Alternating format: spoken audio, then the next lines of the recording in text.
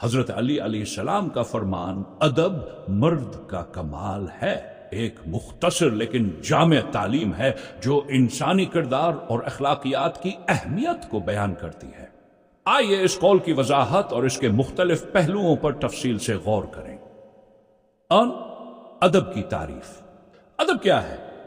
ادب سے مراد وہ اخلاقی اصول اور اچھے اطوار ہیں جو انسان کو دوسروں کے ساتھ بہتر تعلقات قائم کرنے اور اپنی شخصیت کو نکھارنے میں مدد دیتے ہیں۔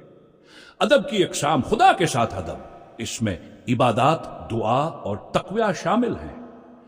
انسانوں کے ساتھ ادب، اس میں عزت، احترام اور مہربانی شامل ہے۔ اپنے نفس کے ساتھ ادب، خود کو برائیوں سے بچانا اور اپنی اصلاح کرنا۔ ادب مرد کے کمال کا ذریعہ کیوں؟ کردار کی خوبصورتی۔ ادب انسان کی شخصیت کو خوبصورت بناتا ہے اور اسے دوسروں کے دلوں میں جگہ دیتا ہے۔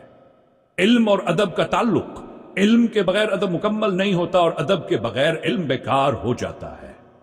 حضرت علی علیہ السلام نے فرمایا، علم بغیر ادب کے بیکار ہے اور ادب بغیر علم کے خطرناک ہے۔ معاشرتی عزت و وقار: بادب انسان ہمیشہ دوسروں کی عزت حاصل کرتا ہے اور معاشرے میں قابل قدر سمجھا جاتا ہے۔ ادب کی اہمیت قرآن و سنت میں، قرآن مجید میں ادب کی تعلیم دی گئی ہے، جیسا کہ ارشاد ہوتا ہے، اور والدین کے ساتھ حسن سلوک کرو، سورہ البقرہ۔ رسول اللہ نے سے فرمایا، سب سے بہترین مسلمان وہ ہے جس کے اخلاق سب سے اچھے ہوں۔ ادب کے فوائد: الف، دینی فوائد، اللہ کی رضا حاصل ہوتی ہے، دعائیں قبول ہوتی ہیں۔ باب، دنیاوی فوائد، عزت و احترام ملتا ہے، معاشرے تعلقات مضبوط ہوتے ہیں۔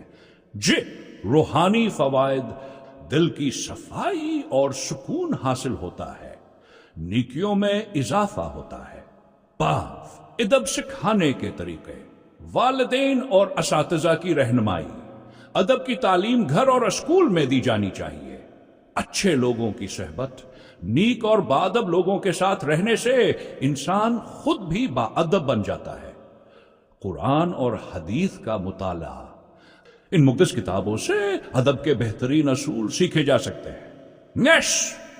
نتیجہ: حضرت علی علیہ السلام کے اس قول کا خلاصہ یہ ہے کہ ادب انسان کی شخصیت کی تکمیل کرتا ہے اور اسے دنیا و آخرت میں کامیابی کے قریب لے جاتا ہے۔